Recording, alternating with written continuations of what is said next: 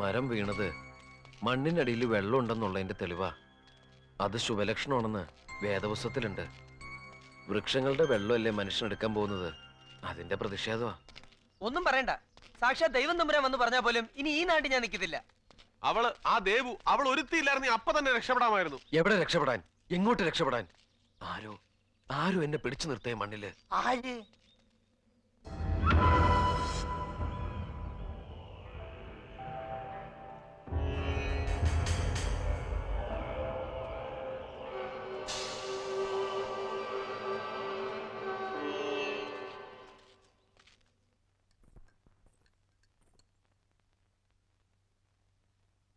എന്താപ്പാ? ഒന്നുമില്ല. ഞാൻ ആ കിണർ പണിക്ക് പോയത് അപ്പായിക്ക് ഇഷ്ടപ്പെട്ടില്ല, അതന്നെയാ കാര്യം. നിന്റെ ഒരൊറ്റ നിർബന്ധം കൊണ്ടാ ഇവിടെ ആ കിണർ കുത്താൻ രാജമാണിക്യത്തിന്റെ കൂടെ ഞാൻ നിന്നു കൊടുത്തത്. സ്വപ്നഭൂമിയിലെ മണ്ണ് വെറും ചതൽപ്പുറ്റ് പോലാ മോളെ. അതുകൊണ്ടാ വിലതീരാത്ത മരുന്നേടുകളൊക്കെ ഇവിടെ ഉണ്ടാവുന്നത്. അവിടെ കുത്തിയിളക്കിയ ഇന്നല്ലെങ്കിൽ നാളെ ആ മണ്ണിടിയും. മടിയോടെയാണ് ഞാൻ സമ്മതിച്ചതെങ്കിലും ആ അപകടത്തിലേക്ക് നീ സ്വയം നടന്നു കയറിയപ്പോ നീയല്ലാതെ അപ്പാക്കാരാ മോളെ. അപ്പ വിചാരിക്കുന്ന പോലെ ഒന്നും സംഭവിക്കില്ല. ഈ സ്വപ്നഭൂമി നമുക്ക് കൈവിട്ട് പോരുതെന്ന് അപ്പായ്ക്കും ആഗ്രഹമല്ലേ? പിറന്നു വീണ ഇടമില്ലെങ്കിലും ഈ മണ്ണിന്റെ ജീവനാ. എന്തൊക്കെ വന്നാലും ഞാൻ ഇവിടം വിടില്ല. അപ്പ നോക്കിയോ, ആ കിണറ് കുത്തി കഴിയുമ്പോ സൈലന്ത്രി നദി ഇങ്ങോട്ട് ഒഴുകും. നമുക്ക് വെള്ളം കിട്ടും അപ്പ, നമുക്ക് വെള്ളം കിട്ടും.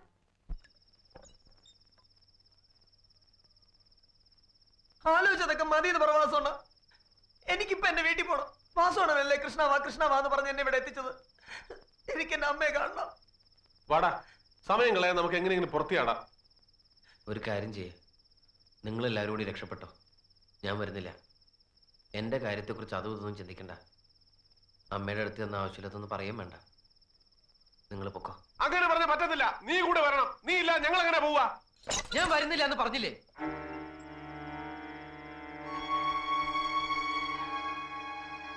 ഞാൻ കണ്ടിട്ടില്ല എൻ്റെ അച്ഛനെ. എനിക്ക് ഓർമ്മ വയ്ക്കുന്നതിന് മുമ്പ് മരിച്ചതാ അച്ഛൻ. പക്ഷേ ഇവിടെ ഈ സ്വപ്നഭൂമിയില് ഞാൻ എൻ്റെ അച്ഛൻ്റെ മണം അറിയുന്നു, സ്വരം കേൾക്കുന്നു. അച്ഛൻ എന്നോടൊപ്പം ഇവിടെ ഉണ്ട്, എന്നെ കാക്കാൻ. നിങ്ങൾ പൊക്കോ, ഈ മണ്ണ് വിട്ട് ഞാൻ വരില്ല.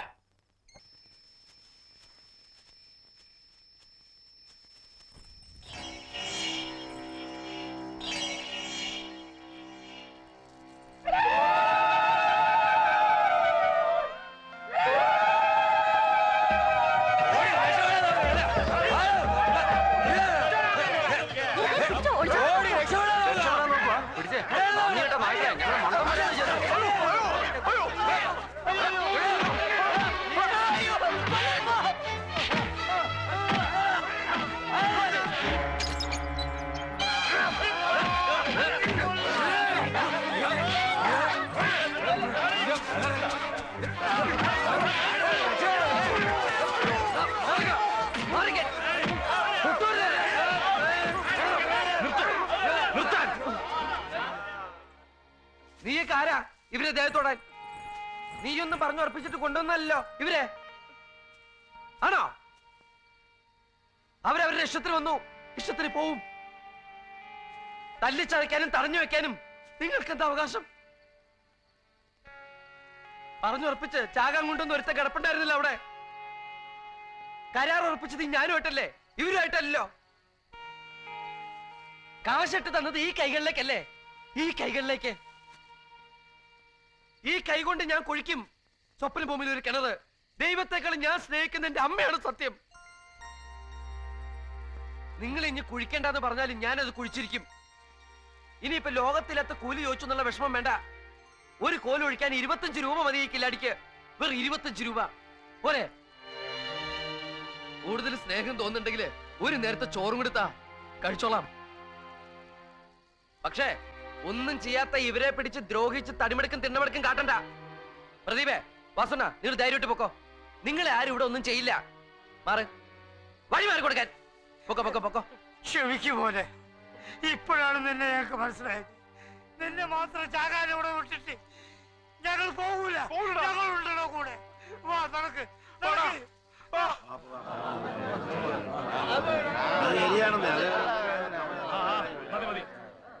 എല്ലാരും പിരിഞ്ഞു പോണം. നമുക്ക്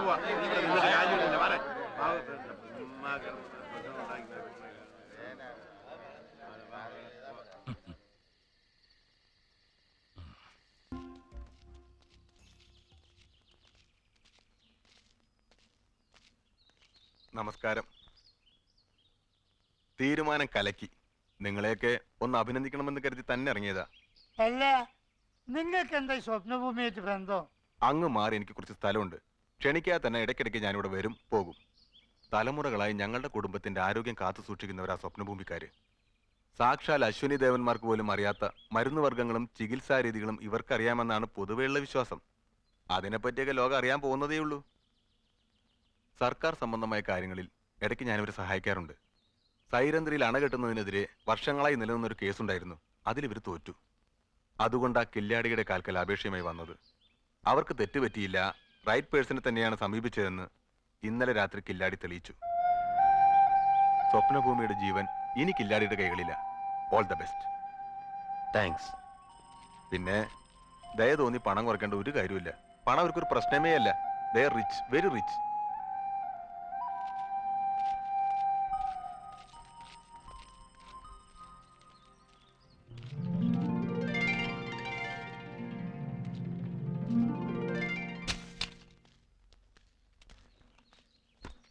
കുഴിയെടുത്ത് കഴുക്കോലിറക്കണം. ആ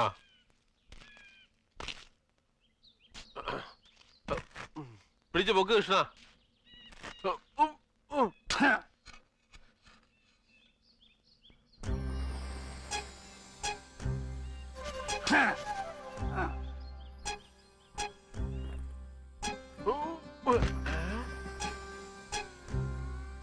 ഇറക്കാൻ ആരെങ്കിലും ഒന്ന് സഹായിച്ചാട്ടെ.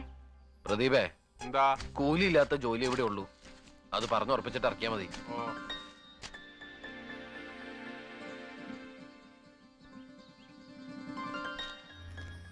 ആ ആ ആ പിടിക്ക്. ഓ ഓ പതുക്കെ പതുക്കെ പതുക്കെ പതുക്കെ.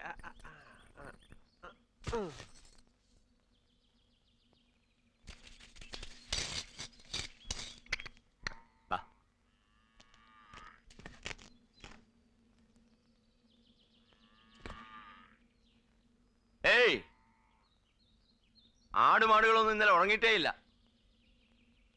രാത്രി മുഴുവൻ കരച്ചിലും ബഹളമായിരുന്നു. എന്തേ? ഭൂമിക്കടിയിൽ നടക്കാൻ പോണ ബഹളങ്ങളൊക്കെ മനുഷ്യരെക്കാൾ മുമ്പേ അവരല്ലേ ആദ്യം അറിയാ. എന്തോ ഇയാൾക്ക് രാവിലെ തന്നെ വേറെ പണിയില്ലേ? പേടിപ്പിക്കാൻ നടക്കുന്നു. ഇവിടെ ഓരോരുത്തർക്കും ഓരോ പ്രത്യേകതയാ. പേരുകൾ തന്നെ കേട്ടില്ലേ? രാജമാണിക്യം, മല്ലിയണ്ണൻ, പവനയ്യ, ഭുവനയ്യ, രാജവെമ്പാല, പാമ്പാണ്, ഭുവനപ്പൻ, ജയയാനി.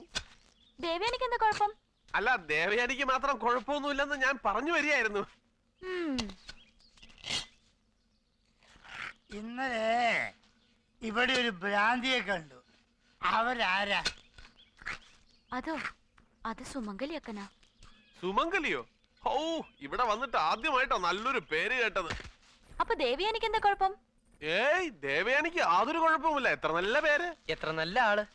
എത്ര നല്ല ആള്. എന്നിട്ട് സുമംഗലിയക്കനെ കുറിച്ച് പറ. അക്കനെ കുറിച്ച് ആരും ആരോടും ഒന്നും പറഞ്ഞൂടാ. അതാ ഇവിടുത്തെ രീതി, വിലക്ക്. ആരും അടുത്ത് പോകാൻ പാടില്ല, സംസാരിക്കാൻ പാടില്ല, നോക്കാൻ പാടില്ല, അറിഞ്ഞോ അറിയാതോ ഒന്നും കൊടുക്കാൻ വരെ പാടില്ല. അടുത്തെങ്ങാനും വന്നാലേ കല്ലെറിഞ്ഞ് ഓടിച്ചോണം. എന്തേ അങ്ങനെ? അതൊന്നും ഞാൻ പറയില്ല, ഒക്കെ ഇവിടുത്തെ രീതികളാ. അപ്പം ദേവയാനി ഒന്നും കൊടുക്കൂലേ? ഞാനും കൊടുത്തിട്ടുണ്ട്, ഒരുപാട് എറി. എന്റെ അടുത്ത് വരുമ്പോഴൊക്കെ ഞാൻ എറിഞ്ഞ് ഓടിക്കും. പക്ഷേ എറിയണത് അത്രയും പേരയ്ക്കും ആപ്പിളും ഓറഞ്ചും ആയിരിക്കും.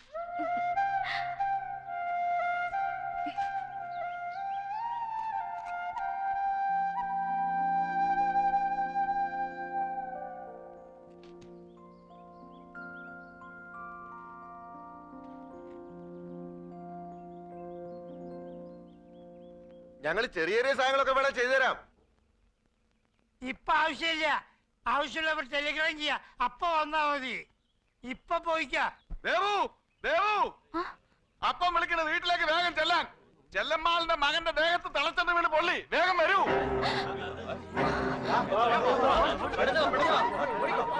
തുടങ്ങിയിട്ടുണ്ട്, നല്ല ഭേഷായിട്ട് തുടങ്ങിയിട്ടുണ്ട്. താരം മാറ്റി കിണർ കുഴിക്കാൻ പറഞ്ഞിട്ട് ആരും കേട്ടില്ലല്ലോ. ഇപ്പൊ എങ്ങനെയുണ്ട്? എല്ലാരും കൂടെ അനുഭവിച്ചോ?